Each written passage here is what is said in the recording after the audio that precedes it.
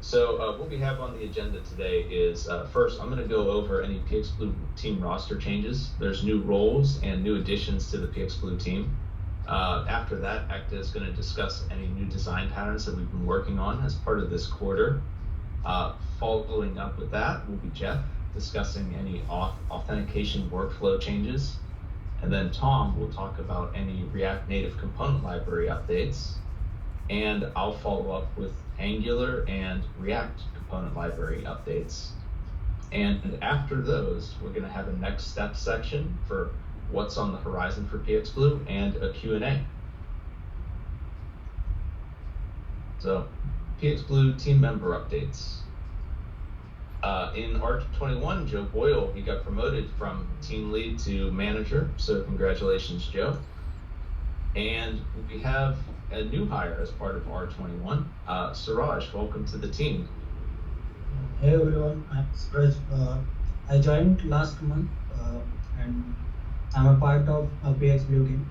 It's been a good journey till now, so I'm excited to work with them closely. So thank you. Awesome. Thanks, Suraj. Happy to have you here. We also do have another new member who joined towards the end of last quarter, but I feel like it's definitely worth mentioning again. Ekta, again, welcome to the team. Ekta and Suraj, they're both located in Pune, so it's part of PXBlue's effort to start hiring in different locations so that we could have a more well-rounded support. Basically 24-hour, there's going to be someone from PXBlue online. All right, Ekta, you're up with the new design patterns. Thank you, Ivan.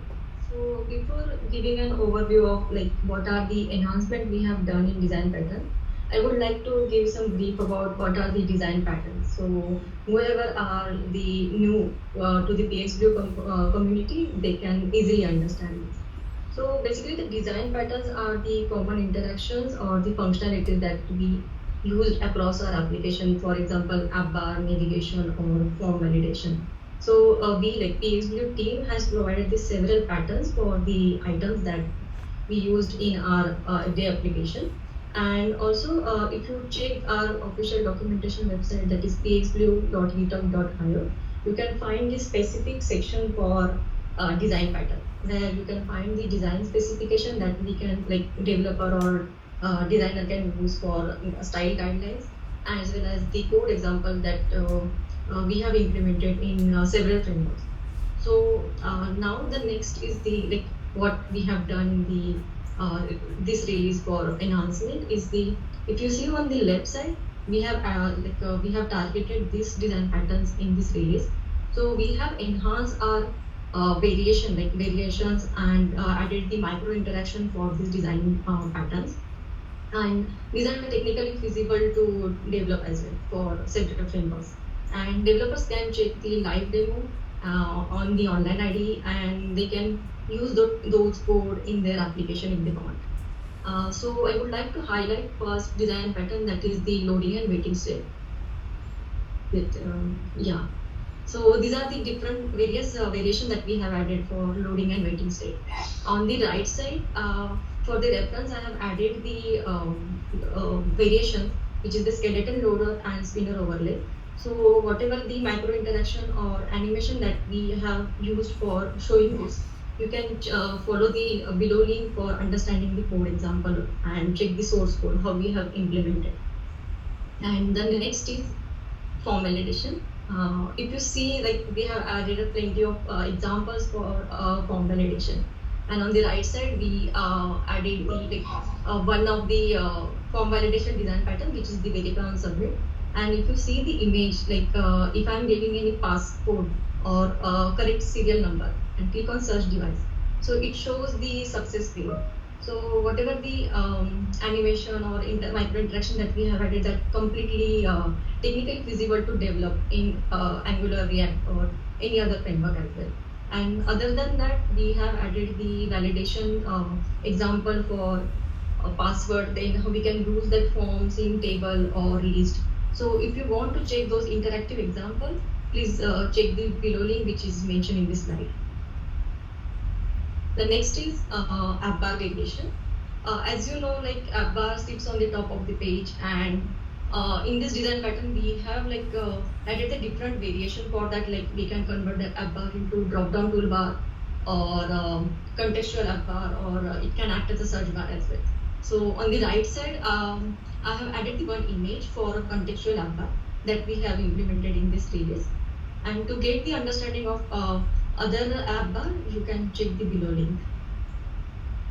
So the last is the account menu variation. Here we have added the account menu in other PXB components like drawer or user menu.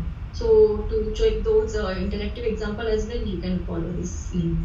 So this is all about the design pattern. And next is auth workflow. So Jeff can take it over. Yeah, thanks. Thanks, Ekta. Up next, we'll talk about some updates to the automation workflows. Some of the changes we'll cover are requests from the Brightlayer product team. So thanks in advance for the feedback on this.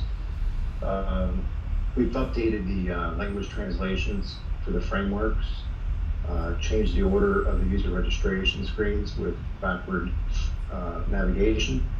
Also, we've added some text field character limits.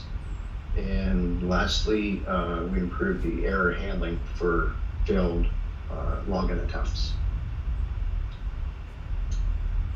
For the language translations, we've enhanced the translations for 3 framework implementations for Angular, React, React Native to all match. The reason for this is to continue the international supportability for each projects and keep the language the same across each framework to improve ongoing maintenance. You go to the next slide. Up next, for the user registration updates, this was a request actually from the CRDS Wi-Fi team. So we've updated the end user license agreement to be the first step of the registration process for both self-registration and the invitational registrations. We've added the ability for users to navigate backwards during the registration process that allows for changes to previous inputs during the registration. Also, we added some text field limit configurations for first name and last name fields. The reason for all these updates basically is to allow the users to accept the EULA prior to capturing any registration data. Also allow the users to step backwards during the registration process rather than canceling and starting over for some reason. Lastly, the character limit configs accommodate data stores depending on the project, and to also better align with the PX like auth service. We can go to the next slide, thank you. The last item to cover was a request from the PX Green team. We added additional login error display configurations to display login errors in a new message box style on the login form to persist an error seen in the left image, as you see there. Reason for this update is to support projects that may need additional space to clearly advise users with certain verbiage or instructions, and to have a more standard option for this configuration type. So that's all we have for the authentication workflows for this release. So up next is going to be Tom with the React Native updates. Thanks, Jeff. So I'm going to give you a rundown of some of the updates we made in React Native this past quarter. So first, the CRDS Wi-Fi wiring team, again, they need a better way to use dark themes, right? And quite frankly, so did we. So we made some updates. The default theme structure for React Native paper that we use, it just doesn't offer us enough control to make components look exactly the way we wanted for PXBlue applications. So because of this, we decided to extend that default theme type definition, give us more control over our components. I'm going to get into more of the updates we made for V6, but just an example on this left side. you can see some of the images of the components before and after.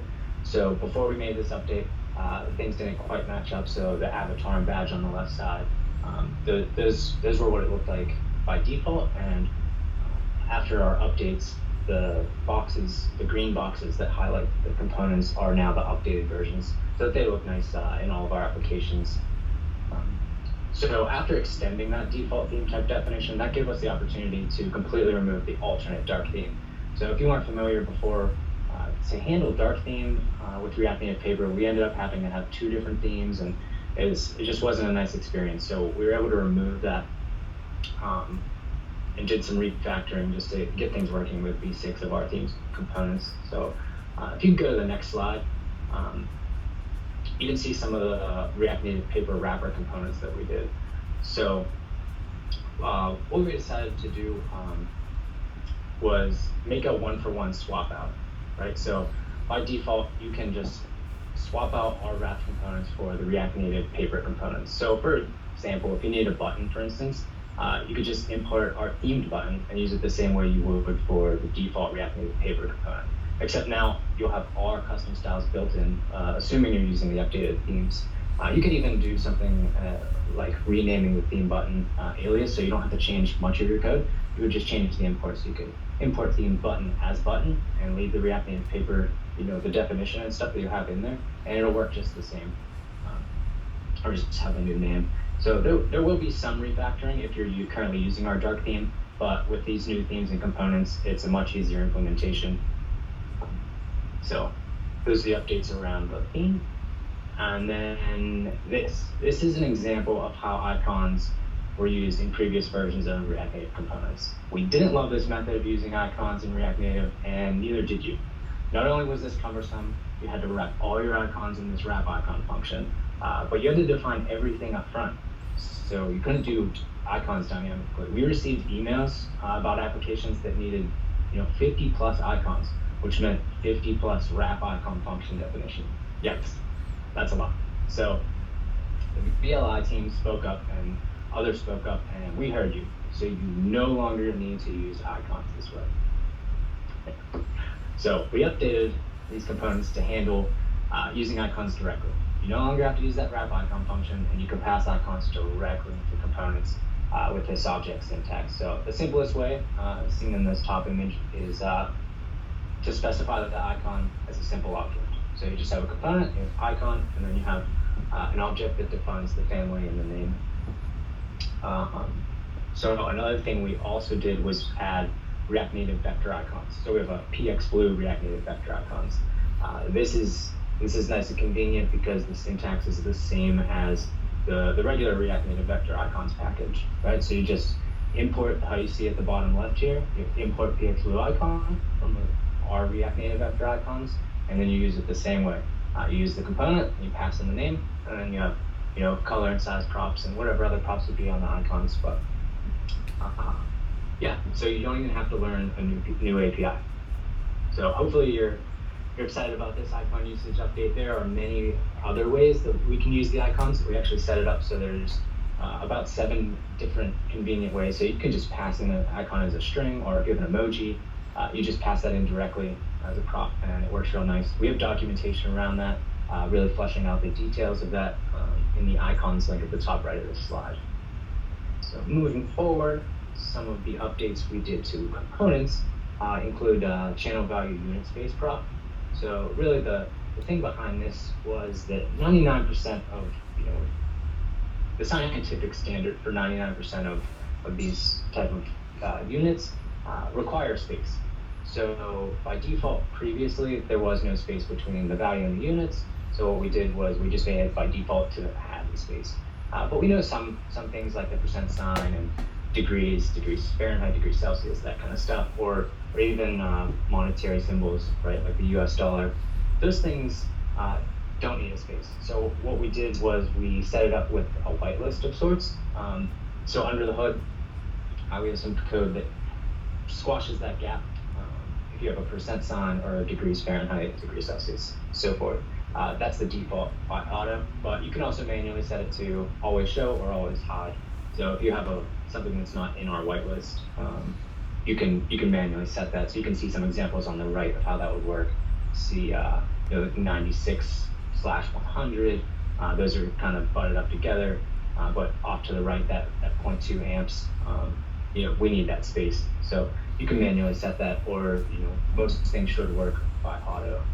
In doing that, we noticed some things with the hero because it uses channel value props under the hood. So when we were building this, we added the unit space and seeing that the hero was actually taking in each individual prop for the channel value child, because under the hood of the hero, there's a channel value. So you used to have to pass in like channel value, channel value units, channel value units, so on and so forth.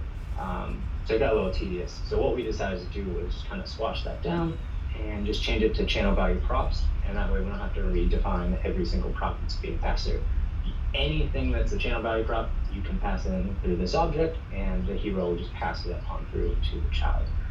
So you can see an example of that with the green highlighted box on the channel value props with the value in units defined here.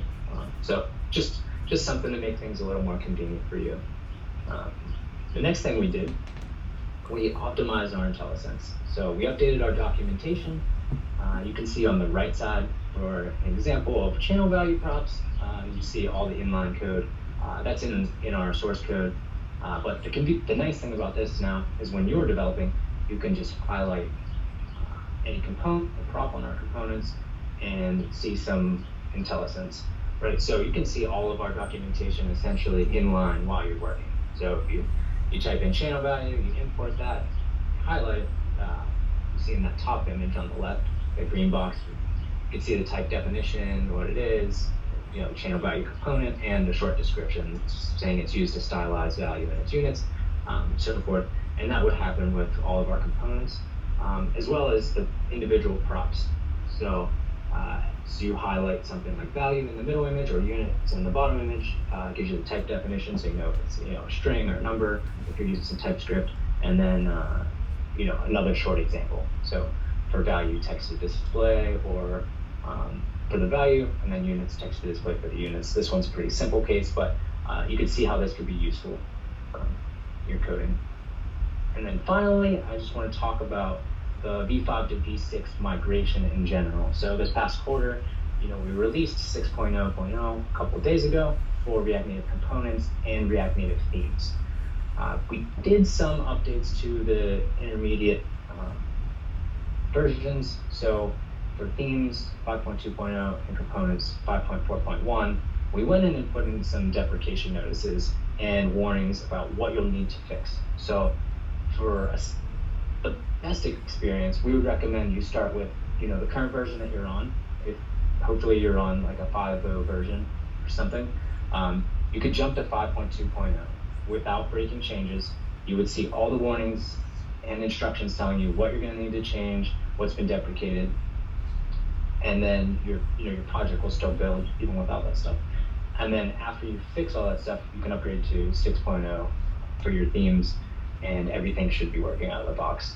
To see all the changes that happened, you can check out the link for the changelog there. And then also components, same thing. You're going to start with your current version, upgrade to the latest 5 version, so 5.4.1. You'll get all the deprecation notices of what we're moving, what props changed, what theme definitions has changed, that kind of stuff. We'll get that cleaned up, move over to 6. Should be a seamless transition once you're there. Just caution you, if you do jump straight to 6, you'll have breaking changes and you won't have any warnings what's going on. So yeah, we just advise you go to that intermediate step. It'll just make things easier for you, but there is a migration guide link right there, and also a changelog to see what all changed with our components. So that is my update for all of the React Native components and theme updates. And I will now pass it over to Evan to talk about the web framework updates. Sweet. Thank you, Tom. All right, so I'll give an overview of what the Angular and React component libraries have been up to for this quarter. So for our Angular component library, we recently started building off of Angular's latest release, major version, version 12. Every time Angular releases a new version of Angular, every time Angular team releases a new version of Angular, we try and update our component libraries so that we're keeping up to date with the latest version, ensuring compatibility, and trying to keep up to speed with the best practices. So in version 6.0 of our component library in the top right corner, we're now building on top of Angular 12. So if you are using the latest version of Angular 12 or 11, it's guaranteed to work with that version. In addition to React Native's IntelliSense tooltips, we've also added those tooltips into our Angular and React component libraries as well. So just like Tom said, if you have a question about a property or a class, at this point, if you're using an IDE such as Visual Studio or WebStorm, all you have to do is highlight over the property that you want more information about, and there's going to be a tooltip that appears with everything you could possibly want to know about that property or the class, including what type it is, default values, a description of how it's used. This has been a long time coming, and it's a very powerful enhancement for our component library. So it just takes our documentation and puts it right into your IDE, so you don't even have to leave your web development software to have full access to our documentation. All right, and on the Angular themes side, we added a new chip variant. So before, we had default chips in Angular, and what we did is we added a new outline chip variant. The reason why this is important is because on the React side of things, the outline chip was already something that we had for free, but within the Angular component library, this variant didn't exist. So the outline chip, it can be specified. If you look at the code snippet, if you have an existing mat chip, at this point, all you have to do is specify, I want the variant to equal outline, and it'll go from looking like it does on the left to looking like it does on the right. And we've added light themes and dark themes. And before, if you had received a design, if you have received a design that had this mat chip variant specified and you were using Angular, unfortunately, you'd either have to not do the outline chip or you'd have to implement it yourself. At this point, you no longer have to do that. It's now a part of our design system and it's supported on the Angular side. So whereas it was a part of React, now it's also a part of Angular.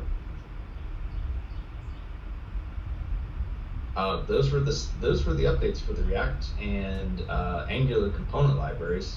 So what are the next steps for PXBlue? Well, short term, next quarter, we're going to be doing a pretty massive rebrand from PXBlue to Brightlayer user interface.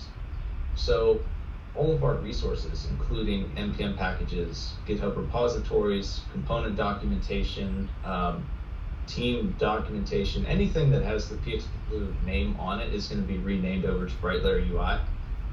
There's going to be more information about this migration posted shortly within our actual documentation site.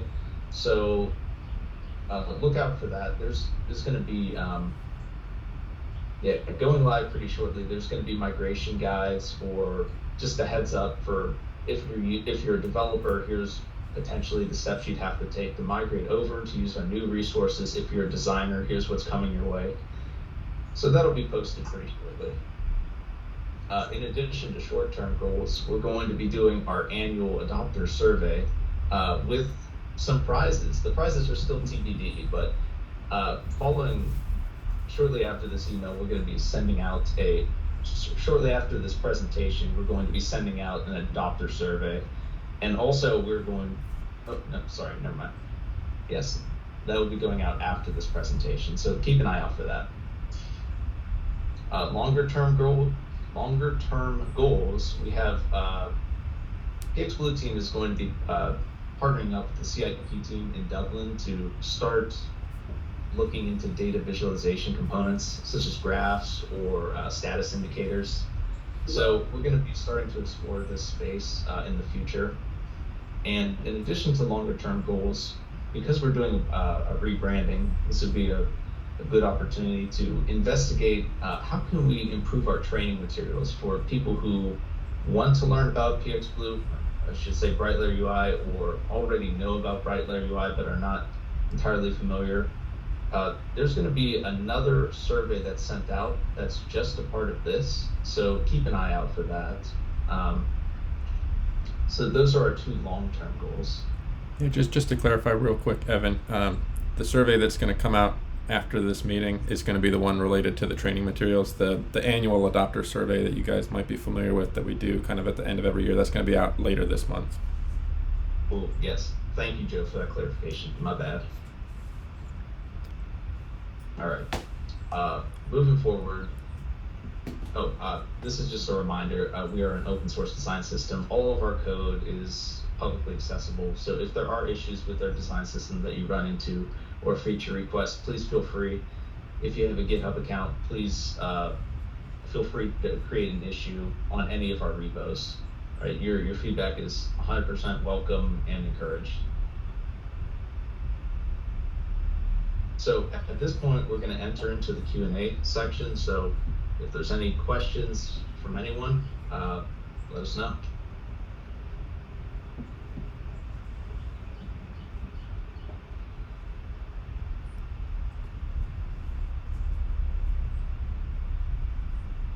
Any questions at all? If not, we can wrap it up.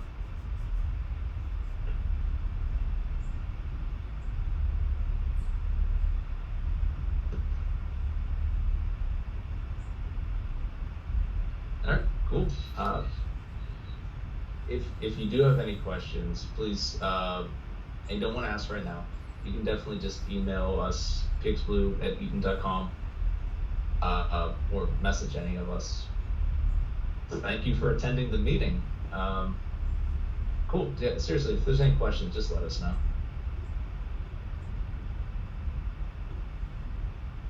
So, yeah, thanks everyone. Thank you. Thanks, everyone. Thank you. Thanks, guys. All right. Thank you. Bye.